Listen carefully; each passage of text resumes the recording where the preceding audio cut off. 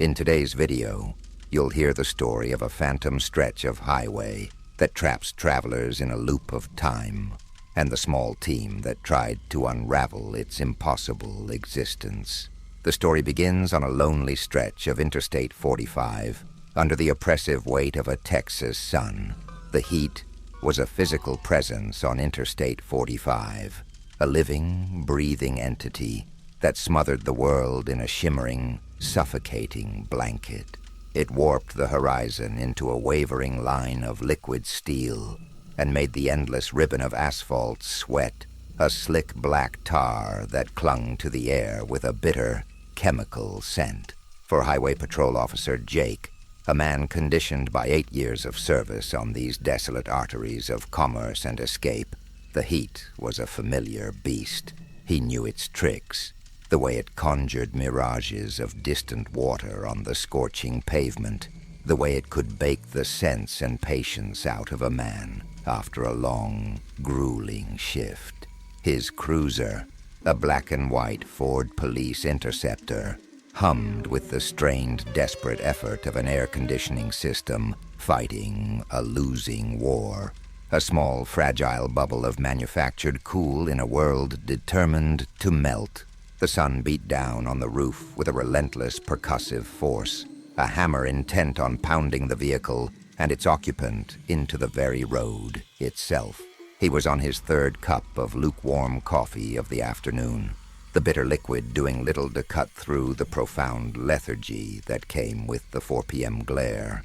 The monotony of the patrol was a form of hypnosis, the hypnotic drone of the tires on the concrete, the endless procession of scorched earth and stubborn skeletal mesquite trees, the rhythmic flash of white lines slipping beneath the chassis. It was a formula for mental numbness, a state both necessary for enduring the long hours and dangerous for the complacency it bred. Jake had seen it all out here, or so he thought. He had seen the horrific aftermath of overtired truckers jackknifing their rigs across 3 lanes of traffic, the twisted metal sculptures of reckless speeders who pushed their luck 1 mile too far, the quiet desperation in the eyes of families broken down on the shoulder with steam pouring from their hoods. Those were the concrete dangers, the predictable tragedies of the interstate.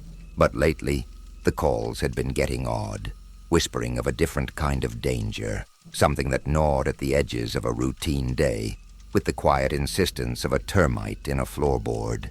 It had started as a trickle, a few scattered reports over the last month that were easy for the dispatchers to dismiss as heat-addled confusion, faulty GPS units, or simple driver error. A man calling in, his voice a mixture of anger and bewilderment, to report a mile marker that seemed to be counting backward. Another, a woman who swore her satellite radio had cut out for exactly 1 mile, replaced not by static, but by a sound she described as rushing water or wind in a deep cavern, only to have her music snap back on as if nothing had happened. They were logged as Code 1099s, miscellaneous incidents, filed away in a digital database and forgotten, anomalies in a system built for hard, verifiable facts. But the trickle had become a steady, unnerving drip. Now it was almost a daily occurrence, and the reports were all centered around a desolate, featureless patch of highway between 2 sleepy, sun-bleached towns that were little more than a gas station and a faded billboard, the epicenter of the strangeness.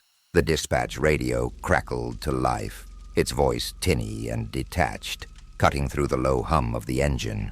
It was another one, a woman, her voice high-pitched and shaking, insisted that the mile marker 231 had simply vanished into thin air. She had passed the green sign for 230, braced herself for 231, and instead found herself looking at the stark white numbers of 232, a mile of her journey seemingly erased from existence. In a panic, she had taken the next exit, turned around, and driven back. The sign for 231 was there again, right where it should be, mocking her with its solid green presence. She was weeping into the phone, convinced she was losing her mind. Jake keyed the mic, his thumb pressing the cool, familiar plastic. His voice was a low, steady baritone, a practiced calm designed to soothe hysteria. 10-4, dispatch. I'm heading to the location to investigate. He did not say that this was the fourth call specifically about mile marker 231 this week. He did not say that he had driven past it himself an hour ago and had felt a strange, momentary lapse in his own perception, a flicker in the world, like a single, almost imperceptible frame had been expertly cut from the film of reality. It was a feeling he could not possibly articulate in an official report, a cold, sharp spike in his gut that had nothing to do with the oppressive temperature outside. The cruiser devoured the miles, the powerful engine a low growl beneath the drone of the tires. The landscape remained relentlessly monotonous, a canvas of scorched ochre earth, thorny, defiant mesquite trees, and the endless, straight gray ribbon of the road. It was a place where time itself felt stretched and thin, where the past seemed to lie just beneath the shimmering surface of the present. As he approached the alleged glitching marker, Jake eased his foot off the accelerator, the vehicle slowing to a crawl. He saw it in the distance, a standard-issue green rectangular sign with white reflective numbers, 231.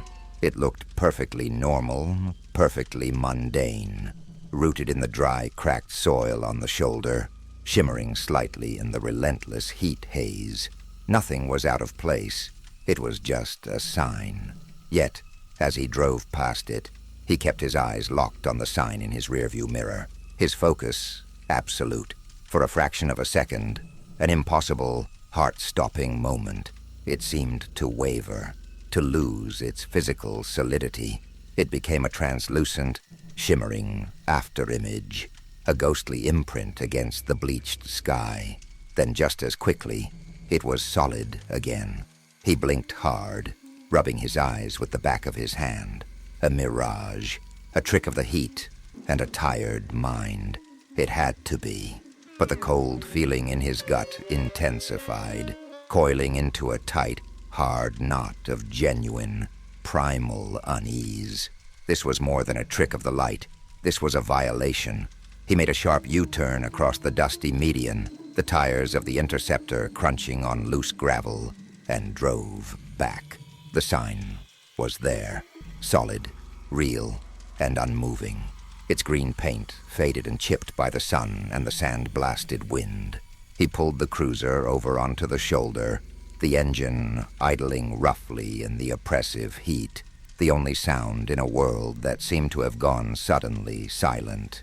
He was about to radio in that the call was unfounded, a false alarm, when his personal cell phone buzzed against his hip. He glanced at the screen. It was a local number he didn't recognize. He hesitated for a moment, then answered, his voice clipped and professional. Officer Jake, a woman's voice, energetic, sharp, and intelligent, came through the speaker, a stark contrast to the lethargy of the afternoon. Officer Jake, this is Maya from KTEX Radio. You don't know me, but I think we need to talk about mile marker 231. Maya was the voice of the lonely hours, the unseen companion for the disparate souls who populated the night. Her late-night call-in show, The Midnight Road, was a cult favorite among truckers, insomniacs, and the strange, solitary wanderers who haunted the midnight highways. Her studio was a small, soundproofed room in a dusty, forgotten town, but her signal, powered by an old, surprisingly resilient transmitter, reached for hundreds of miles across the vast, dark flatlands. For the past month, her switchboard, a vintage piece of equipment that was more reliable than most modern tech, had been lighting up with stories that were far too strange for her usual programming of local news, classic rock, and meandering conversations about crop prices. They were stories of the road, but not the usual tales of close calls and bad drivers. They were whispers of a stretch of I-45 where reality itself seemed to fray at the edges. She had been meticulously compiling the calls, recording them, transcribing them, trying to find a logical pattern in the madness. She had a corkboard in her studio covered in a map of the interstate, with pins marking the locations of the reported incidents. The pins formed a dense, angry cluster right around mile marker 231. Callers described their GPS screens going completely blank, the digital map suddenly showing their vehicle icons sitting motionless in the middle of an empty, featureless field while they were still traveling at 70 miles per hour down the highway. Others spoke of their odometers adding a ghost mile to their trips, a mile that didn't exist on any map, but was undeniably registered by the cold, impartial mechanics of their cars. Maya was a journalist at heart. She dealt in facts, sources, and corroboration. But these stories resonated with a deeper, more primal part of her, tapping into the rich folklore of the American road, the modern legends whispered at greasy truck stops and over the crackling static of CB radios. When she heard from a trusted source inside the county dispatch office that Highway Patrol Officer Jake was being sent out to that very same location for the 4th time in a single week, she knew she had to break her cardinal rule of staying behind the microphone. This was no longer just a collection of strange anecdotes. It was an active, developing event. She found his number through a contact in the sheriff's department and made the call. She explained to Jake what she knew, her voice a rapid-fire cascade of dates, times, and eerily similar accounts, a verbal data dump of the impossible. "It's not just the sign, officer," she said, her voice urgent. "It's the entire mile-long stretch. People feel a sudden, inexplicable drop in temperature, even on days like this. They hear things on their radios, not static, but voices, music from a bygone era. It's like a dead zone, but it's more than that. It's an active zone. Something is happening out there, and it's getting more frequent." Jake listened, standing on the sun-scorched shoulder of the road, the hot wind whipping at his uniform. The skepticism in his well-ordered mind was at war with the cold, hard certainty in his gut. He had spent his career on this road. He knew its every crack, curve, and culvert. The idea of a mile of highway simply not behaving the way it should, of defying the fundamental laws of physics and common sense, was an affront to everything he knew. Yet the woman on the phone was describing, with unnerving precision, the very feelings and phenomena he had just experienced himself. His investigation, now an unofficial, uneasy partnership with a late-night radio host, led him to the only landmark for 50 miles in either direction, the long haul, a truck stop that reeked of stale coffee, diesel fumes, and quiet desperation. The owner, Brett, was a man whose body seemed to have been shaped by the circular stools at his long, formica lunch counter. He was bald, with a round, prominent belly, and a face that was permanently etched with a weary, unshakable kindness. He'd been running this place for 30 years, inheriting it from his father, and it showed in the way he moved, with a slow, deliberate economy of motion. He knew every trucker who ran this route, knew their rigs, their families, their stories. When Jake, with Maya on speakerphone, asked him about the strange reports, Brett didn't laugh. He didn't even seem surprised. He just continued wiping the counter with a damp gray rag, his movements slow and methodical. "Seen it in the logs?" he said, his voice a low, gravelly rumble. "For years, always thought it was just guys fudging their numbers, you know, a little creative accounting on their mileage to get a few extra bucks from dispatch." He paused, his eyes distant. "But it's been happening too much lately, and the numbers are always the same." He led Jake to a cramped, cluttered back office, a room filled with greasy, overloaded filing cabinets and the musty, sweet smell of old paper. He pulled out a thick dog-eared stack of logbooks, the pages filled with the spidery, hurried handwriting of countless drivers. He pointed to a series of entries, his finger tracing the lines. A trip from Dallas to Houston, a route as fixed and unchanging as the North Star. But for trucks passing through the 231-mile marker, the numbers were consistently, impossibly off, sometimes by a single mile. But more often than not, the discrepancy was 1.27 miles, a strangely specific and recurring mathematical error that defied all logic. "Look at this," Brett said, tapping a page dated from the previous night. "This is from Gus Henderson, old-timer. Drove this route 1,000 times, maybe more. His written log shows he gained 1.5 miles somewhere after Waco. His rig's onboard computer confirms it. But the map, the physics of the world, says it's impossible. It's like the road grows an extra piece for a few minutes and then just swallows it whole again. The physical evidence, printed in black and white, bound in worn cardboard, was irrefutable. It was happening. It was real." The next piece of the puzzle arrived in a beat-up windowless van covered in strange, sophisticated antennae. Zoe, a paranormal investigator Maya had contacted through a network of fellow truth-seekers, was the complete opposite of the sun-bleached Texas landscape. She was pale, with long, straight raven-black hair, and an intensity in her dark eyes that seemed to absorb the light around her. She moved with a quiet, a deliberate purpose, unloading heavy cases of equipment with an almost reverent care. She wasn't a ghost hunter in the theatrical reality TV sense.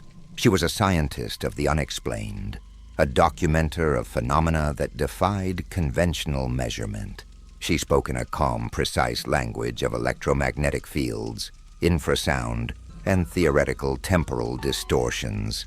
At the sight of mile marker 231, her devices began to scream. The handheld EMF meters pulsed erratically, the needles dancing wildly in the red zone of the dial. Her thermal camera showed a distinct, swirling cold spot surrounding the sign, a pocket of air that was a full 10 degrees cooler than the surrounding inferno, even though there was no shade, no source for the chill. "The energy here is unstable," she explained to Jake and Maya, her voice steady and calm, despite the frantic overlapping beeping of her gear. "It's fluctuating on a frequency I've never encountered before. It's not natural background radiation. It's localized, it's powerful, and it seems to have a rhythm, a heartbeat." As she worked, her brow furrowed in concentration, a figure emerged from the shimmering heat haze down the road. It was a young woman, stumbling, her movements jerky and uncoordinated. Her clothes were torn and caked with dust, her face smudged with dirt and tears. She was painfully thin, with a wild mane of mismatched dyed hair, streaks of faded pink and electric blue, a splash of defiant color against the washed-out, monotonous backdrop of the highway. She moved with a panicked, desperate gait, her eyes wide with a terror that went far beyond mere exhaustion or dehydration. She saw the official black and white of the police cruiser and ran towards it, her worn-out boots kicking up clouds of dust. She collapsed onto the gravel of the shoulder, sobbing, her body shaking uncontrollably in the oppressive heat. Jake rushed to her side, his professional instincts kicking in, pushing aside the swirling questions about physics and phantom roads. Here was something tangible, a person in distress. He offered her a bottle of water, his voice calm and reassuring. "It's okay, you're safe now. What's your name?" Between ragged, desperate breaths, she managed a single, raspy word. "Phoenix," the name registered with Jake. An APB had gone out the previous day. Phoenix, a 17-year-old runaway, listed as missing from a town 200 miles away. "We've been looking for you," Jake said gently. "Your family's worried. You've been gone for about 24 hours. Phoenix looked up at him, her eyes wide and bloodshot, filled with a horrifying, absolute conviction that chilled him to the bone. Her voice was a raw, broken whisper, scraped clean by fear and thirst. "No, she said, shaking her head, the movement frantic, desperate. No, you don't understand. She grabbed his arm, her grip surprisingly strong. I haven't been gone for a day. I've been trapped in that mile. I was in there for 3 days. Her words hung in the superheated, silent air, a statement so impossible, so fundamentally contrary to the immutable flow of time itself, that for a moment the world seemed to stop. The rhythmic beeping of Zoe's equipment, the distant hypnotic hum of the highway, the oppressive, physical weight of the sun, it all faded away, replaced by the chilling, bone-deep certainty that the vanishing mile marker was not just a glitch in the road, but a tear in the very fabric of reality. And this terrified, broken girl had just crawled her way out of it. The story of the girl named Phoenix began not with her words, but with the profound, ringing silence that followed them. It was a vacuum, a pocket of absolute stillness where the collective disbelief of Jake, Maya, and Zoe seemed to physically push back against the oppressive heat and the drone of the distant highway. Phoenix drank the water Jake had given her in desperate, shuddering gulps, her knuckles a bloodless white against the clear plastic of the bottle. The world she had just stumbled out of was still clinging to her, a fine, invisible dust of wrongness that coated her skin and haunted the dark, dilated pupils of her eyes. It was a place outside of time, and its echo was a cold shadow in the blazing Texas sun. Zoe was the first to move, her scientific curiosity a powerful, disciplined force that overrode her initial shock. She approached Phoenix slowly, cautiously, as one might approach a frightened animal or a source of unknown radiation. She raised her thermal camera, the lens a single, unblinking eye. The reading it displayed on its small LCD screen was a physical impossibility, a contradiction in thermodynamics. While the girl's core temperature was dangerously high from dehydration and exposure, a faint, shimmering aura of deep blue surrounded her, a lingering cold that matched the anomalous energy field around the mile marker. It was as if she had been submerged in a deep, cold lake, and its chill had seeped into the very fabric of her being, a cold she had brought back with her into the heat-blasted world. When she finally found her voice again, Phoenix's story spilled out, not in a coherent narrative, but in a disjointed, terrified flood of sensory details and fractured moments. She had been hitchhiking, a desperate flight from a life that had become a cage. A trucker had picked her up, a kind man with a gentle, rumbling voice and sad eyes, and she had fallen asleep in the worn passenger seat, lulled by the motion of the road. When she awoke, the truck was stopped, but the engine was still running, a low, steady thrum in the unnatural quiet. The driver was gone. The doors were locked from the outside, the handles inert and useless in her hands. She was sealed inside the cab. Outside the window, the landscape was the same scorched earth, the same skeletal trees, yet fundamentally, terrifyingly different. The sun was a pale, sickly yellow orb, hanging low in a sky the color of a day-old bruise, a bruised, violet gray that seemed to absorb all light and hope. The familiar roar and rush of the Interstate was gone, replaced by a low, persistent, subaudible hum that seemed to vibrate not in her ears, but deep within her bones, a resonant frequency that harmonized with fear. The mile marker outside the passenger window read 2:31. She was trapped not just in the truck, but within the confines of the mile itself. She explained that time inside the phantom mile didn't work right. It didn't flow. It stagnated. The jaundiced sun never set, never moved from its fixed position in the violet sky. Her phone was a dead black mirror, unresponsive to any attempt to revive it. The truck's digital clock was a frozen tableau of green light, forever displaying 4:13 p.m. She waited, the minutes stretching into hours, the hours stretching into what her body, her hunger, Her thirst insisted were days, but nothing changed. The world outside the glass was a static, silent photograph of a dying world. Finally, driven by a thirst that felt like swallowing hot sand, she had managed to find a tire iron under the seat, and with a surge of adrenaline-fueled desperation, shattered the passenger window. The glass exploded outward, the sound shockingly loud in the profound silence, before being instantly swallowed by it. She climbed out, cutting her hands on the jagged edges of the broken window. The air that met her was not the superheated blast of a Texas afternoon. It was cold, a dead, sterile cold that carried no scent of dust, or diesel, or rain. The road stretched in either direction, a perfect, unblemished ribbon of asphalt that disappeared into a hazy, indistinct horizon. It was utterly, completely silent, a silence so deep it felt like a pressure against her eardrums. Then she saw the others. They weren't ghosts, not vaporous, transparent specters.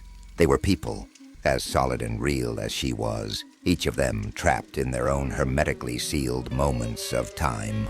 Further down the road, a taxi driver, clad in a short-sleeved polyester shirt, leaned against the fender of a canary-yellow Chevrolet Caprice from the mid-1980s, the faint, tinny sound of a staticky baseball game playing on its radio. He just stared down the road, his face a mask of weary, infinite resignation. Further on, a family, a father in a plaid shirt, a mother with a feathered haircut, two small children in the back of a wood-paneled Ford Country Squire station wagon, sat frozen, their faces illuminated by the eerie, stagnant glow of the unsetting sun. They looked like a photograph from a forgotten decade, a moment of a family road trip that had hit a permanent, inexplicable pause. She tried to speak to them, shouting until her throat was raw, but they didn't see her, didn't hear her. It was like they were on the other side of a one-way mirror, their moments in time running parallel to hers, but never, ever intersecting. She described seeing truckers from what looked like the 1970s, their rigs impossibly clean, their faces young and unlined beneath their mesh-backed caps. They would go through the motions of checking their tires or drinking from a thermos, their movements caught in a short, repeating loop, claiming to anyone who could hear them that they had only been on the road for a few hours, yet their eyes held the hollow, haunted look of men who had been driving for an eternity. Phoenix had wandered that impossible mile for what her body screamed were 3 full days. The hunger became a roaring fire in her stomach, the thirst a physical pain in her throat. She survived on a half-eaten bag of stale chips and a forgotten bottle of warm, flat soda she found in the cab of the truck that had been her initial prison. The humming never stopped. The sky never changed. The other travelers remained in their timeless, repeating bubbles of existence. She felt madness begin to creep in at the edges of her mind, a quiet, seductive whisper that told her to simply lie down on the asphalt and join them in their silent, eternal vigil. Then, for no reason she could ever understand, the world flickered. The violet sky flashed to a brilliant, painful blue. The oppressive hum stopped, instantly replaced by the deafening roar of a passing 18-wheeler. The cold was gone, replaced by a blast of heat. She was back, standing on the dusty shoulder of I-45, the real I-45, and the first thing she saw through the shimmering heat was Jake's official black-and-white cruiser. While Phoenix recounted her impossible, terrifying experience, her voice growing stronger and more certain with every remembered detail, Zoe was calibrating her array of sensitive equipment, her focus absolute. The story, as insane as it sounded to the rational mind, was aligning perfectly with the hard data her machines were collecting. The energy field pulsed in a predictable, rhythmic cycle. It would peak, hold its form for a period, and then recede, almost like a tide, The fluctuations occurred in a pattern that was not random. It was structured, mathematical. She analyzed the readings from her portable spectrograph and found a recurring, anomalous signature, a unique fingerprint of distorted energy. 1.27 miles, she said, her voice tight with the thrill of discovery as she looked up from her glowing laptop screen. The electronic malfunction, the dead zone that Maya's callers reported. It's not for a full mile. The severe distortion field is exactly 1.27 miles long, and it repeats. The energy signature is identical in every historical report I can find, down to the last decimal. The specificity of the number was deeply unsettling. It wasn't an approximation or an estimate. It was a precise mathematical constant. It was the exact length of the cage. As Zoe worked to map the boundaries of the energy field, Maya was on her own laptop, her fingers flying across the keyboard with a practiced speed. She was deep in the digital archives of state and local newspapers, government databases, and historical societies. The year Phoenix had seen on the taxi's inspection sticker, 1987, had stuck in her mind. It was a journalistic hunch, a thread of intuition pulled from the chaos, and she found it. A small buried article from a local paper, dated August 12, 1987. The headline was mundane, forgettable. Interstate construction faces minor delays. The article mentioned a series of unusual electrical problems and freak equipment malfunctions during the final paving of that specific section of I-45. Engineers at the time had been baffled, ultimately blaming a freak magnetic anomaly in the bedrock below the highway. The project was delayed by a week, but eventually completed. The incidents were never mentioned again, a footnote in the grand story of the American interstate highway system. The first anecdotal reports of strange occurrences on that stretch of road, Maya discovered, began appearing in the early 1990s. The phenomenon had a history. It had a birthday. Armed with Phoenix's harrowing testimony and Zoe's precise data, Jake decided he had to see for himself. Protocol and procedure be damned. This was something far beyond any training manual. He asked Phoenix, his voice gentle but firm, if she would be willing to guide him, to show him the exact spot where she had woken up in the Phantom Mile. The terror in her eyes was profound, a deep-seated dread that made her physically recoil, but then it was replaced by a flicker of hard, defiant anger. She nodded. She had survived it once. She would face it again. Maya and Zoe stayed behind with Brett at the truck stop, which had been transformed from a greasy spoon diner into their impromptu command center, monitoring communications and data streams. Jake's cruiser pulled away, a black and white shark swimming back into the strange, dangerous waters. With Phoenix in the passenger seat, a silent, tense navigator, he drove slowly, his senses on high alert, every nerve ending tingling with a mixture of dread and anticipation. As they passed the innocuous green sign for mile marker 231, nothing happened. The world remained solid. The radio continued to play a forgotten country song. The GPS showed their steady progress. He continued for another half mile, then another. The tension in the car was thick enough to taste. It was here. Phoenix whispered, her voice trembling, her hand pointing a shaking finger to a featureless spot on the road ahead. I woke up right here. Jake glanced at his odometer. It was precisely 127 miles past marker 231.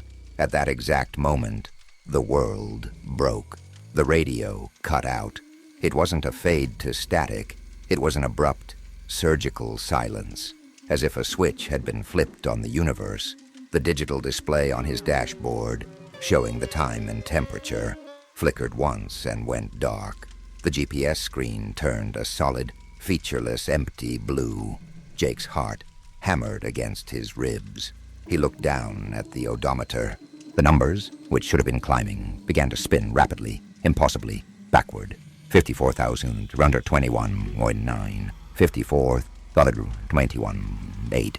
54, 21, the car was still moving forward, but its recorded history, its very existence on the road, was being erased 1/10 of a mile at a time. A cold, unnatural feeling washed over the cabin of the car, a chilling, invasive presence that had nothing to do with the straining air conditioner. He grabbed the radio handset, his knuckles white. Maya, Zoe, do you read me? Come in. Dispatch. Only a dead, empty silence answered. Back at the long-haul truck stop, the mood was a thick soup of anxiety. Maya stared at the silent radio, while Zoe watched her own equipment go haywire on her laptop, the signals from the sensor package they had left near the site vanishing from her screen as if they had never existed. Brett paced behind the counter, his usual weary calm completely shattered. He kept polishing the same spot on the worn Formica, his movements agitated and repetitive. He looked 10 years older than he had a few hours ago, the crushing weight of a long-held secret pressing down on him. He shouldn't have gone in there, Brett muttered, more to himself than to the two women. Not alone. It's a mistake. Maya turned from the dead radio. What do you know about this, Brett? She asked, her voice sharp. You know more than you're telling us. What mistake? Brett stopped his polishing.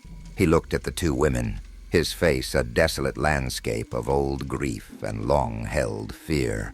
He let out a long, shuddering breath, a sound of surrender. My father, he said, his voice cracking with an emotion he had suppressed for 3 decades. He didn't just retire and hand this place over to me. He disappeared 30 years ago, right out there. He gestured with a trembling hand towards the highway. 1 minute, he was heading into town for supplies in his old pickup. The next, he was just gone. They found his truck a day later on the shoulder, engine cold, keys still in the ignition. He was never seen again. Zoe and Maya exchanged a heavy look. But that's not the end of it, Brett continued, his voice dropping to a near whisper, a terrible confession he had never spoken aloud. Sometimes he comes back, not for long, just for a few minutes at a time. He'll walk in here, through that door, looking just like he did the day he vanished, not a day older. He doesn't recognize me. He doesn't recognize this place. He just looks lost. He asks for directions, says he's been driving for hours and hours and needs to find a way to get off this infinite, never-ending road. Brett leaned forward, his large hands gripping the edge of the counter until his knuckles were bone white. He looked from Maya to Zoe, his eyes wide with a chilling remembered terror, the full horrifying weight of his family's secret finally coming into the light. The worst part, he whispered, his voice trembling, is that sometimes when he appears, he's not alone. He says there are others in his truck with him, people he picked up along the way, people who are just as lost as he is.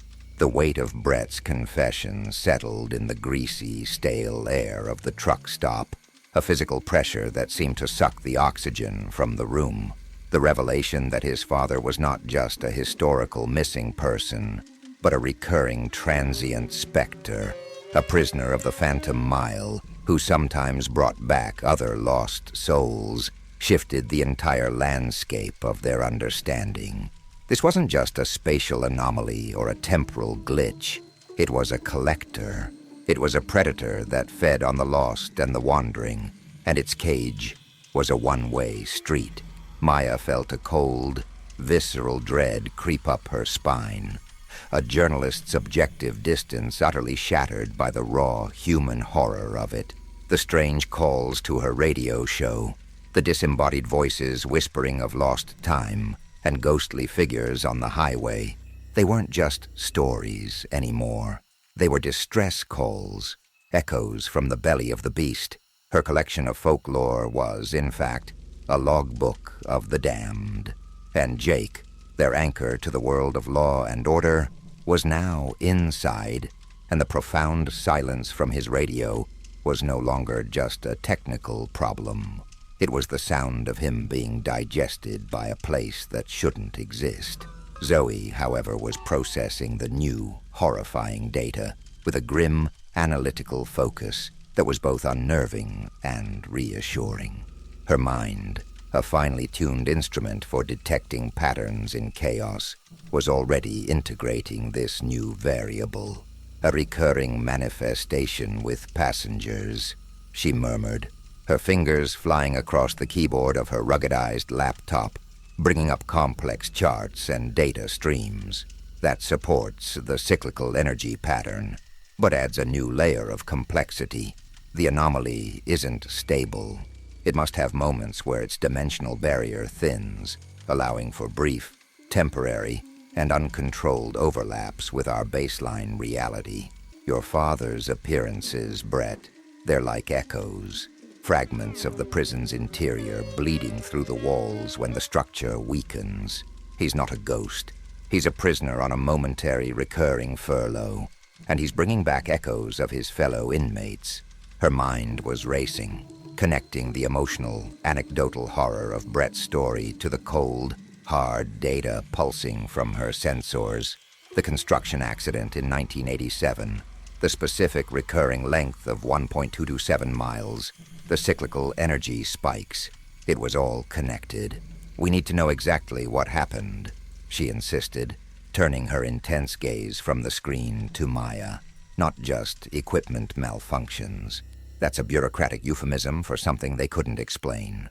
We need the official accident reports, the personnel files, the unredacted witness statements. We need a name. Every haunting has a source. This one is no different. The search became a frantic, desperate race against the clock. Jake was missing, and the rules of this new reality were unknown. Maya's journalistic skills went into overdrive. With Zoe feeding her search parameters and potential backdoors, she navigated the labyrinthine digital archives of the Texas Department of Transportation. It was a bureaucratic fortress, a maze of outdated interfaces, password-protected directories, and files classified under layers of administrative red tape. It took hours of methodical, painstaking digital digging, of bypassing firewalls and exploiting security loopholes in a system designed to forget. But she finally found it. An internal incident report from August 1987, buried so deep in a subdirectory of a subdirectory that it was clear no one had looked at it in decades. It had never been released to the public. As she decrypted the file, the screen filled with the dry, technical language of a formal investigation. But between the lines of engineering jargon and legal boilerplate was a story of pure, high strangeness. The report detailed the events of August 11th, 1987, during a night paving shift on the final stretch of I-45. It mentioned a catastrophic equipment failure, a cascading electrical surge that had fried every generator and piece of heavy machinery on site in a single, silent pulse. The official cause of death for one worker was listed as a tragic industrial accident, crushed between two massive, suddenly inert paving machines. But the report included scanned, handwritten addendums, witness statements from the other workers, their accounts filled with strange, unsettling details that the official summary had conveniently omitted. The men described a sudden oppressive silence that fell over the work site just moments before the surge. A silence so total it felt like the world had been muted. They spoke of an inexplicable, bone-deep drop in temperature, of their breath turning to fog in the humid August air, and several of them mentioned the newly installed mile marker, the original mile marker 231, flickering like a faulty neon sign, and then vanishing completely for a full 30 seconds before the power blew. The worker's name was Elias Thorne. He was 34 years old, part of a survey crew. He hadn't just died in a freak accident. He had died at the exact location, and at the very moment the anomaly had first torn itself into existence. He was patient zero. While Maya uncovered the ghost that haunted the machine, Zoe was refining her theory about the anomaly's behavior. She cross-referenced the exact dates of Brett's father's reappearances, dates Brett had secretly logged in a small worn notebook for 30 years, with historical accounts of strange phenomena from Maya's archives and her own sensor logs. A clear and terrifying pattern emerged on her screen. "It breathes," she announced, her voice low and awed. She pointed to a complex pulsating waveform on her monitor. The energy field expands and contracts in precise 72-hour cycles. For 68 hours, it remains in a state of high energy, a hardened state, almost impenetrable. The walls of the prison are thick, but then for 4 hours it enters a low-energy state.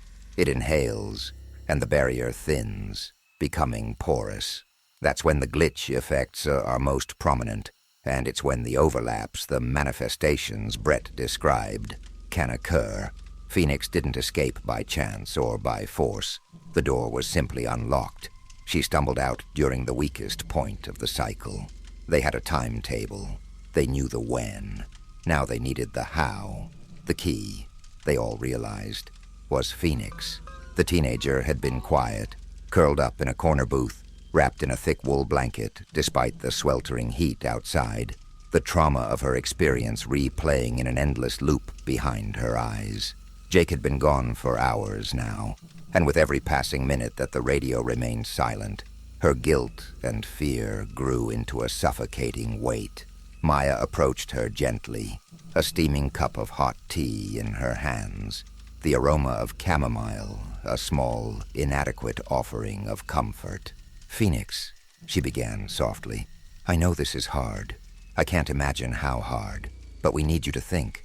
Back inside the mile, you said you saw the others, that they were in their own bubble. Was there ever a moment, even a split second, of connection?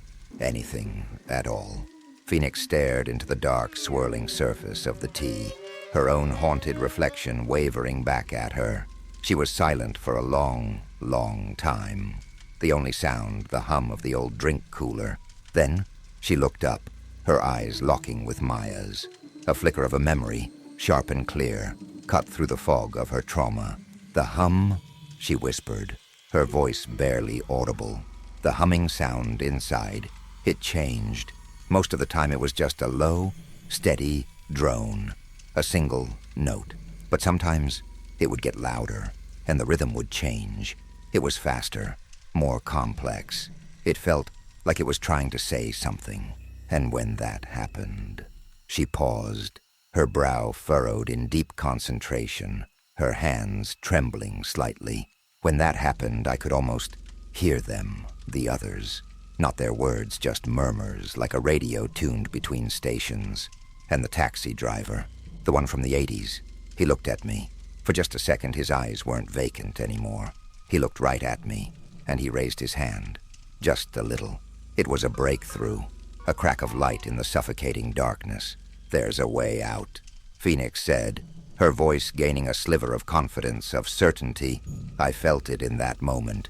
It's like a door that's too heavy for one person to open, but if everyone pushed at the same time, maybe. A plan began to form, a desperate, audacious strategy built on paranormal science, archived history, and the fragmented, traumatic memories of a teenage runaway. They would use Zoe's cycle timeline to enter the anomaly during the next inhalation phase, when the barrier was at its weakest.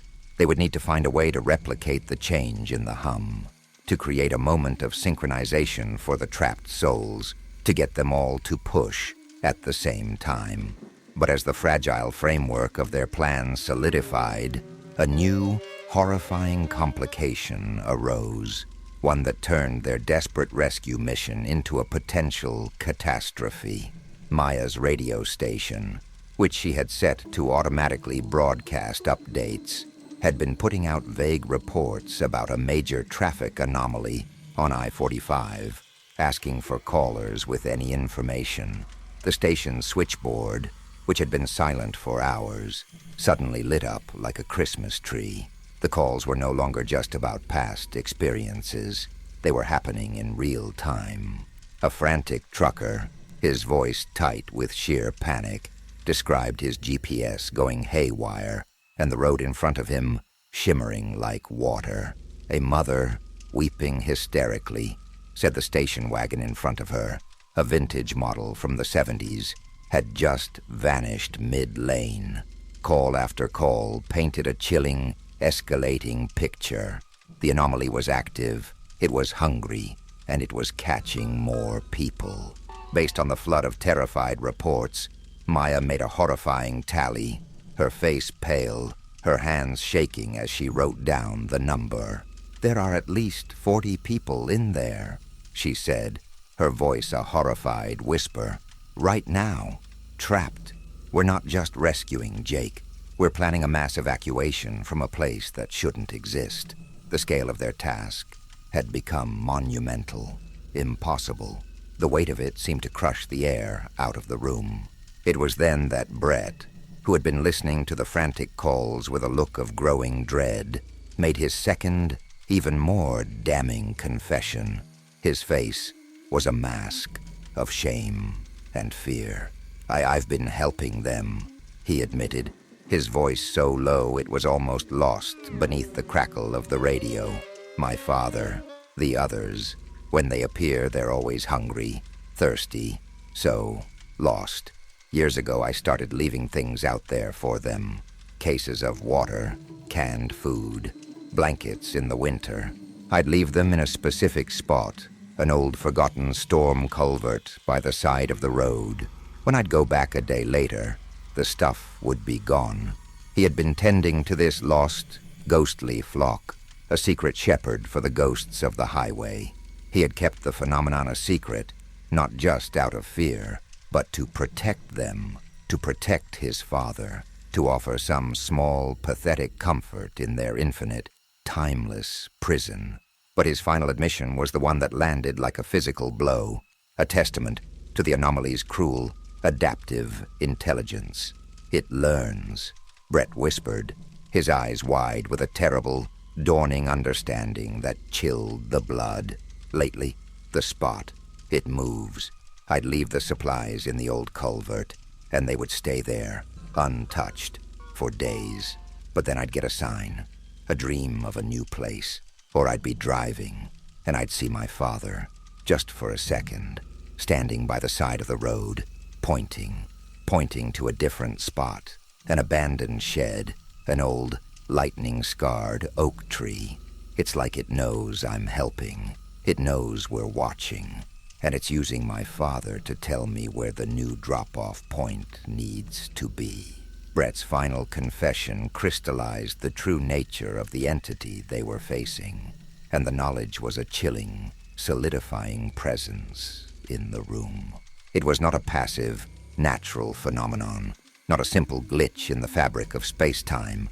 It was intelligent, it was adaptive, and, in its own strange alien way, it was parasitic. The realization landed like a physical blow, shifting their perspective from one of facing a dangerous location to one of confronting a conscious predatory system. It used the emotional connections of its prisoners, the purest, most desperate human feelings of love and loss, as a form of communication, twisting a son's undying love for his lost father into a tool for its own sustenance and secrecy.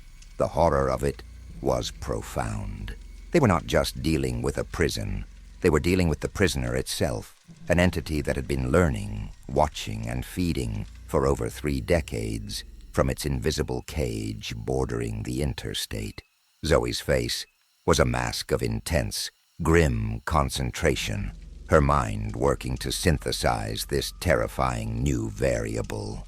"It's a conscious system," she theorized, her voice low, her fingers moving across her keyboard, building a new, more terrifying model of the anomaly.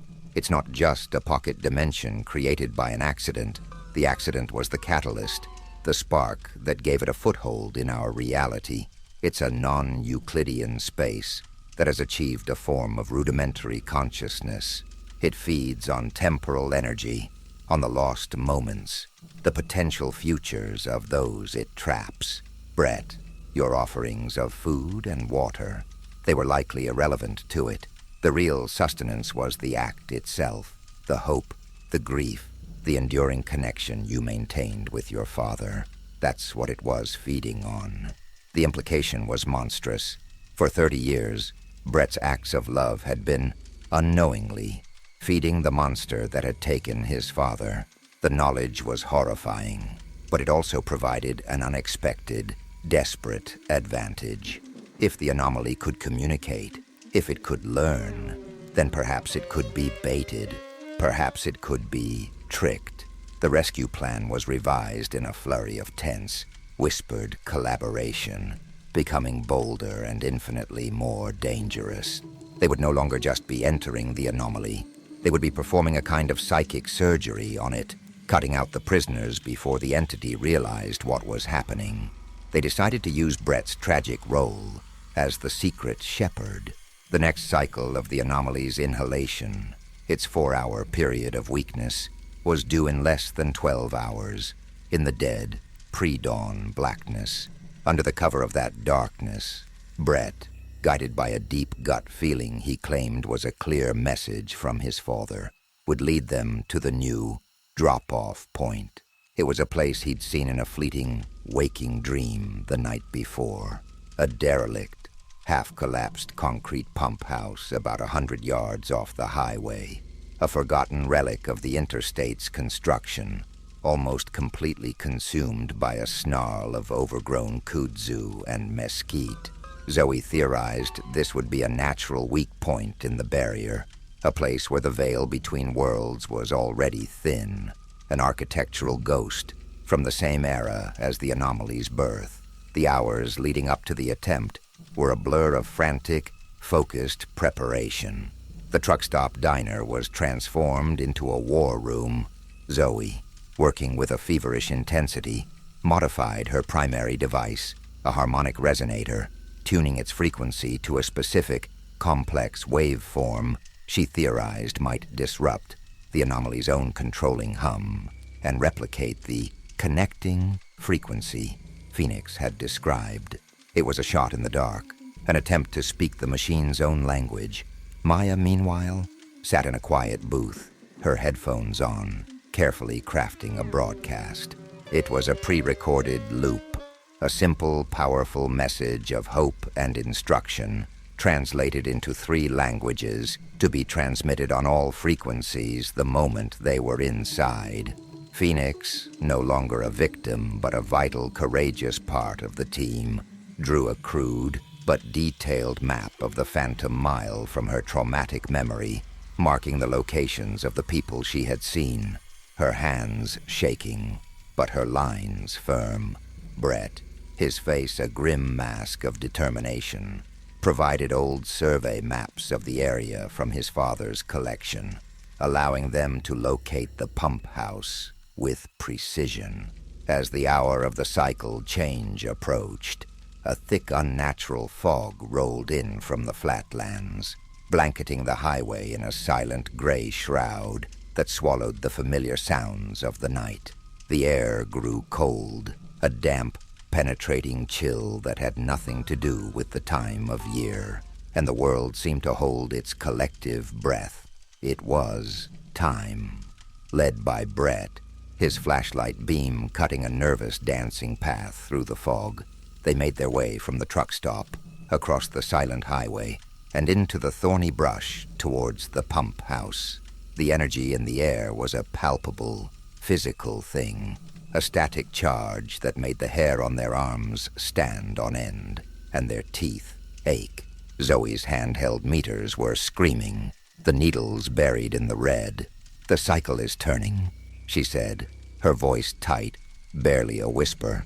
"It's now." They stood before the crumbling concrete structure, a dark, gaping maw in the fog. And as one, propelled by a mixture of terror and desperate resolve, they stepped through the doorway. The transition was not instantaneous.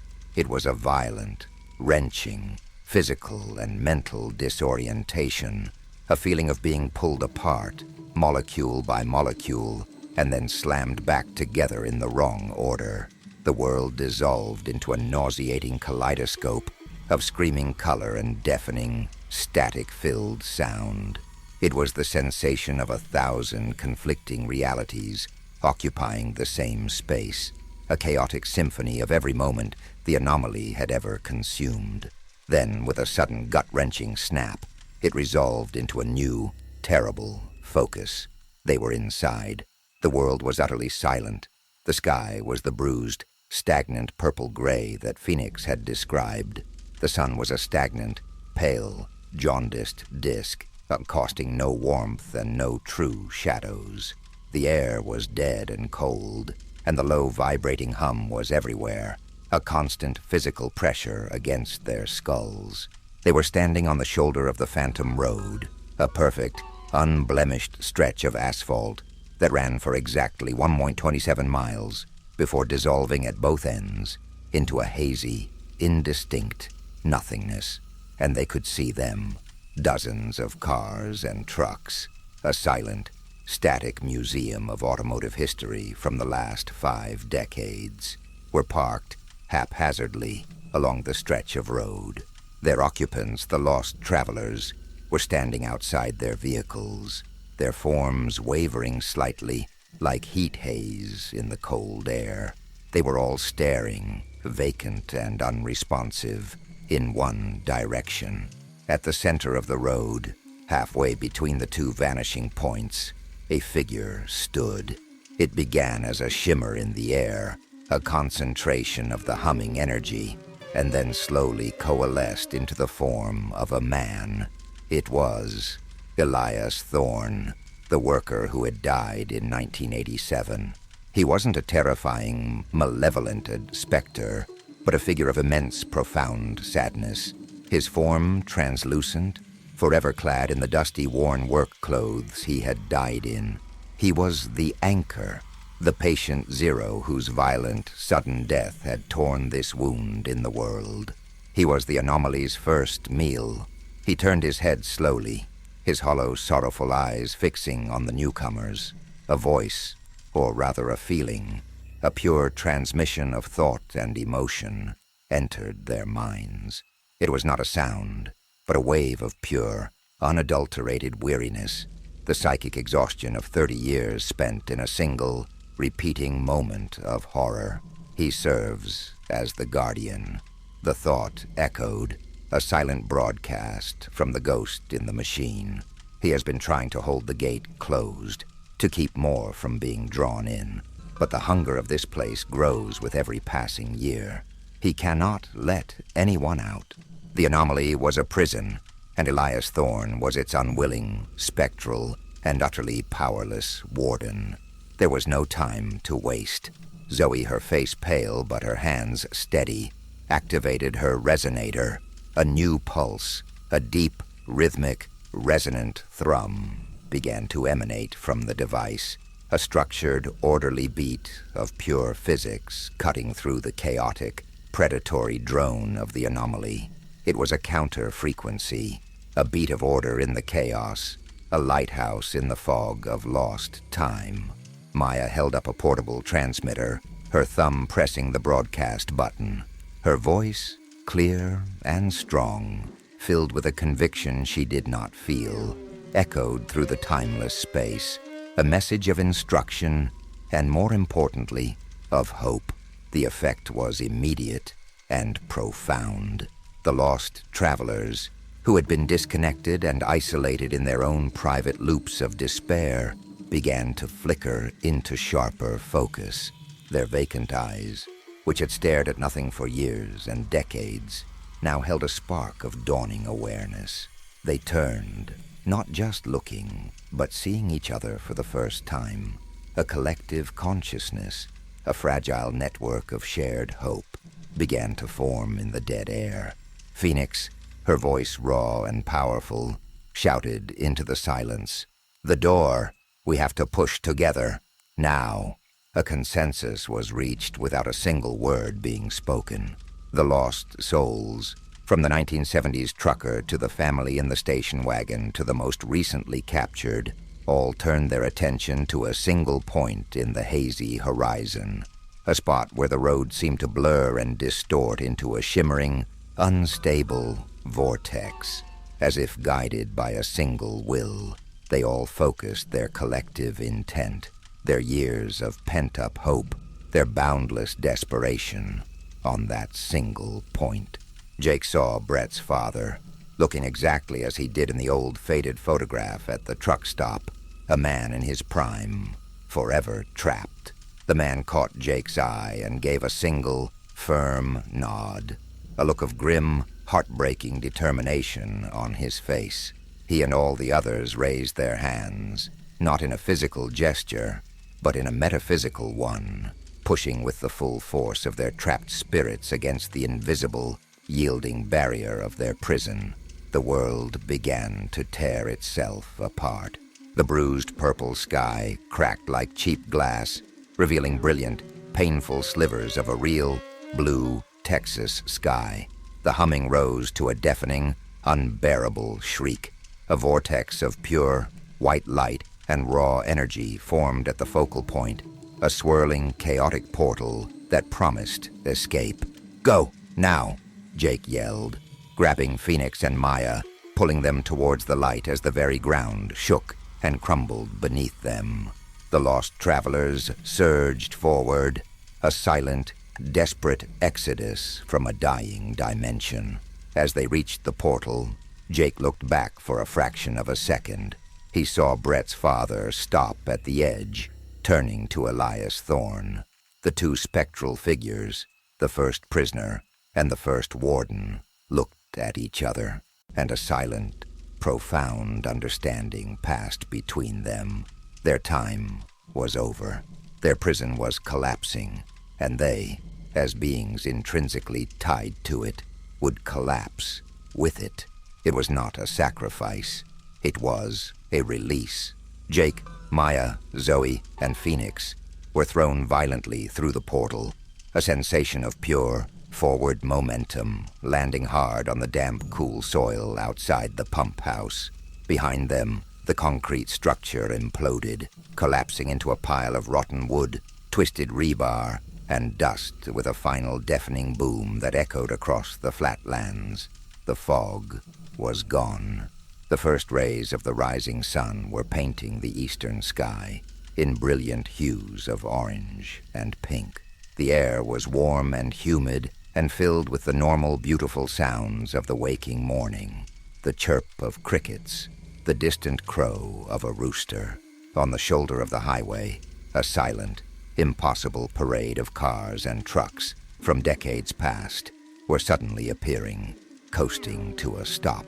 Their drivers, blinking in the new, real light, looked around in a state of profound, sleepy confusion.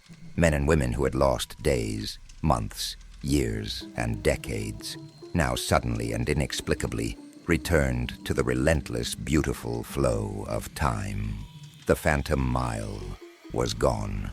In the aftermath, the official story, a carefully crafted narrative by shadowy government agencies that appeared on the scene with unnerving speed, was a mass hallucination event caused by a freak, localized pocket of underground swamp gas.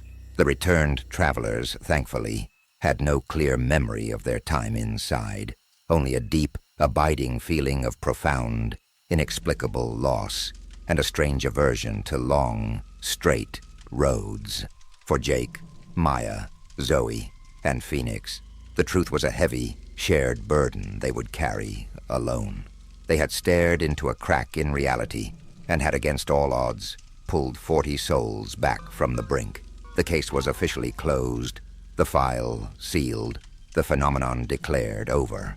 But a week later, Jake was in his office, trying and failing to assimilate back into a world of speeding tickets and fender benders, the incredible events of that night already feeling like a fever dream. An internal memo, a general bulletin from the National Highway Patrol Network, crossed his desk. It warned of a growing number of bizarre, still unclassified reports trickling in from other parts of the country. A stretch of Interstate 80 in the desolate plains of Wyoming. A section of the I-10 in the blistering Arizona desert. A lonely, forgotten overpass on the I-95 in rural Maine. The details were all horrifyingly, sickeningly familiar.